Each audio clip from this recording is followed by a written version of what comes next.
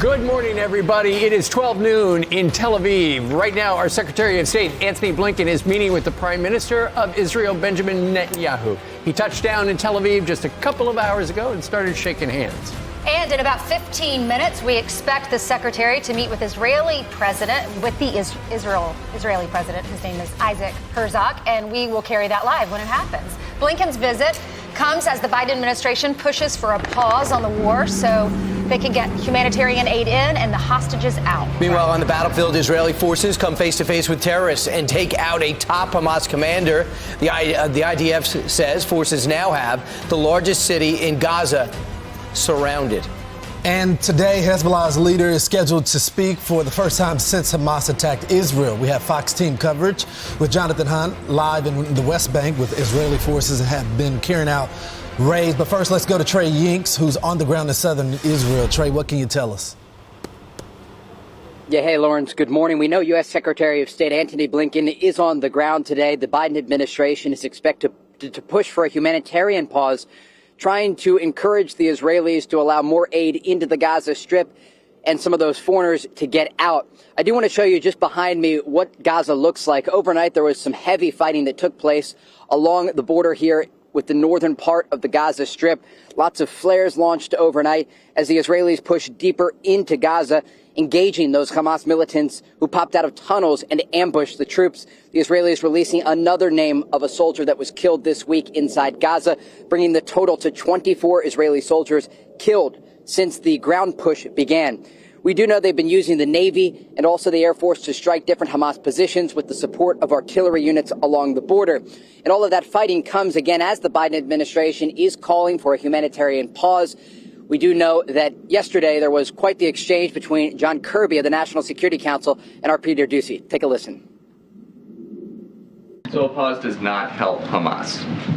A temporary pause that's localized that would allow us to get aid in and to get our people out is a good thing for the people of Gaza. It's a good thing for the Americans that are being held hostage.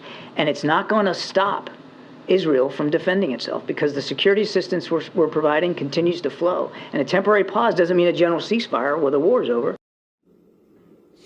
Peter has an important point here. Hamas would be helped by a pause in the fighting because it gives them more time to regather their forces and continue ambushes against Israeli troops inside the Strip. And so there will be some back and forth expected today between Israeli leadership and Secretary of State Blinken. This comes as the fighting rages on in the north. 3 hours from now, Hassan Nasrallah, the leader of the Lebanese militant group Hezbollah, is slated to speak in public. He normally makes video addresses out of security concerns, but the Israelis are bracing for Nasrallah to announce a wider participation by Hezbollah in the fighting in the north, and that does come as the Israelis keep striking positions in response to attacks against northern Israel. Guys? Trey, what's the benefit of him announcing it? He was just rocketing Israel without announcing it. What's the benefit of him making a formal declaration unless it's something that's going to be a total surprise? What are the indications he's going to say? Yeah, it's a great point. And look, from our perspective, we actually don't think he's going to come out and announce a declaration of war, but this could be used as another step on the escalation ladder. Last night, late in the evening, I was on a call with an IDF spokesman and I posed this question, and he says the Israelis have intelligence that Nasrallah will use this speech as an opportunity to at least appear like they are throwing more support behind Hamas, the second largest Iranian proxy in the region, and then be able to. And I just want to step out of the frame here. There was just an airstrike behind me. So as we talk about this, I'm going to have my cameraman punch in. You can see here on the Gaza Strip. But he'll likely use this as an opportunity to step up on the escalation ladder. And when I asked Israeli officials about this, they pointed to the fact that yesterday there was an increase in attacks along the northern border. And the types of weapons that were being used against Israeli forces were more significant than we'd seen in the past. Traditionally, the past few weeks, we've seen Hezbollah using anti-tank guided missiles and small arms. Yesterday, they launched suicide drones against Israeli positions, and that just shows they have other weapons in their arsenal, and they are starting to use them against the Israeli forces in the northern part of the country. Trey, how trustworthy are the numbers that are being reported back here in America? Because if you go on social media, you see both sides arguing the numbers and how one side has big numbers, the exactly. other side not so much. These numbers are coming, though, from officials in Gaza. Can they be trusted? The death toll? Yes. we should definitely be critical of the numbers that we're getting from inside Gaza. We can report that thousands of civilians have been killed in the Israeli responses against the Gaza Strip since October 7th. But to quote an exact number, we have to attribute that to the Hamas-run Palestinian Health Ministry. Right. I will say traditionally, they have been the only source of information from inside Gaza, but there is no way for us to independently confirm those numbers. So we attribute to the Hamas-run Palestinian Health Ministry, but remain critical of the specific number of those killed. With that said as well, the Palestinians have released a list of every person killed inside Gaza. But again, there is no way to independently confirm each and every name on that list. So we remain skeptical of the number, but we will say thousands of Palestinians have been killed in the response launched by Israel since that massacre in southern Israel. That's right. And Trey, we split the screen. We were actually looking at the Rafah crossing along with your report. You can see that aid is coming in. So it sounds like Blinken is talking to Netanyahu. He's pushing for this humanitarian pause to get aid in and some people out of Gaza. One of the other things apparently he's pressuring Netanyahu for is to get to allow Israel to allow some more fuel into Gaza. But of course, the fuel can be used for rockets, and so far Israel has said no. Is there any chance he's going to say, okay, sure, they need it for the hospitals, let's give them some gas? In terms of fuel entering the Gaza Strip, what we've heard from Israelis is very simple. No, they're not going to allow fuel to enter Gaza. With that said, is there some sort of deal that could be cut behind the scenes to allow some fuel in exchange for hostages? In that case, maybe they would bend a little and allow some fuel to go into Gaza. But we should be really clear about if fuel goes into Gaza, inevitably Hamas will take it to fuel their generators that they use to pump air into the tunnels beneath the Strip and provide air conditioning for the Hamas leadership that is hiding beneath Gaza. And that's why the Israelis don't want to provide fuel. It's not that they don't want the Palestinian civilians to have fuel in order to survive. They understand that Hamas will siphon some of that fuel, if not the majority of it, off and use it for their own efforts to continue the war. So, Trey, it's clear that the leader of Hezbollah wants people to know that he's alive. He wants to recruit. And it goes the same for Hamas as well. So I guess the big question is we see the impact here at home. We see the protests, the people that are rallying behind that movement. But I'm curious on the ground, the actual fighters that they're trying to recruit. How's that going on the ground? Do you see more men coming out in support that are sympathetic of Hezbollah, sympathetic of Hamas, or is there anger at the leaders? It's a great question, and we talked about this yesterday, and I found the clip and watched it again that I referenced when we spoke yesterday on Fox and Friends about a mother inside Gaza, and we weren't able to confirm if it was her child or one of her relatives, but she was there in front of a body of someone who was killed in an Israeli airstrike, and she was screaming out, those Hamas dogs, they did this is their fault. And someone comes into the frame and puts a hand over her mouth as to not let her say any more negative things about Hamas. Wow. But it gives you a sense that even Palestinian civilians inside Gaza understand they wouldn't be here today if it weren't for that massacre on October 7th. And so there's definitely growing frustration. We also know we can't confirm the exact number, but we know that tips have been provided to the Israelis after a leaflet drop inside Gaza. And they were encouraging people to provide information to help Israeli war efforts inside the Strip. And so that's one part of this equation. The other part is Hezbollah in southern Lebanon. And there are reports that indicate Iranian militias, Iranian-backed militias from places like Iraq and Syria are starting to push their fighters into southern Lebanon in preparation for this to expand. And so Iran has tentacles, as it's been described before, across the Middle East. And they are trying to push the meter as much as possible here to see how deeply they can get involved without drawing a broader Israeli response. But they're playing with fire. The Israelis are only using a portion of their air force against Gaza, and they've maintained a lot of firepower that they could use against the Iranian regime if it does come to it. Yep, they're behind everything. Trey, thanks so much. Thanks, Trey. And to the north, Israeli forces involved in deadly raids in the West Bank. Let's go to Jonathan Hunt, who is live on the ground in Ramallah, which is one of the territories controlled by the Palestinians. Jonathan, we know it's hard to get in and out of Gaza. Is it hard to get in and out of the West Bank?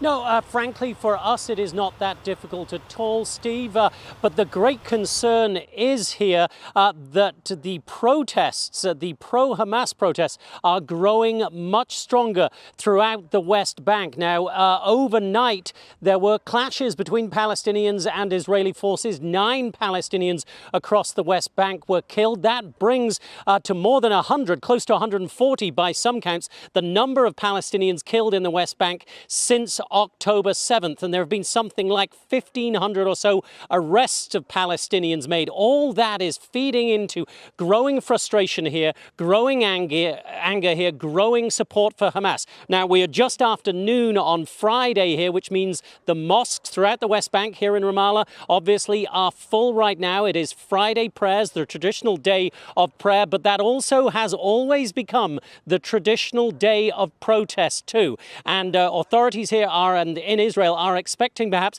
some of the biggest protests we have yet seen in the West Bank. We will shortly be moving towards where we believe one of those protests will be gathering. We'll bring that to you the next hour. But there is great concern here. And I speak to politically connected people here, Steve, and what they are telling me is that if there was an election here now, the much more moderate Palestinian Authority would be kicked out, and they believe Hamas would win an election in the West Bank. Just imagine how terrifying a thought that is, how terrifying a phrase that is to say to any Israeli. We are also hearing talk that Islamic Jihad is becoming a stronger and stronger force, particularly in the northern part of the West Bank, around places like Jenin, where we have seen some of the most intense clashes between Palestinians and the IDF. So if Islamic Jihad is growing in power here, if Hamas is growing its support here, it is of great concern for Israel. So politically, the future is of great concern. Today,